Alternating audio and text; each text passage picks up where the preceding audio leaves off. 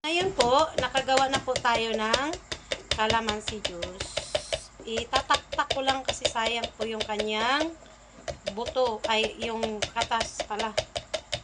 Itong ano niya, itong mga buto-buto niya, pwede po ata ito ilagay ko sa labas. Isibuwag ko lang sa labas to para ano. Tapos ngayon guys, dahil ano, ibabalik po natin siya dito. Babalik natin dito at ganyan. Ayan, okay? Let's go. Tapos, ito naman guys, ang probiotics natin, probiotic, ay bubuksan ko na.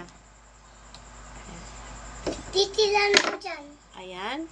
Tapos, ihahalo lang natin yan. Okay?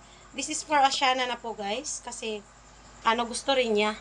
Pero, ihahalo niya sa Gatorade. Oh my God. So, ito,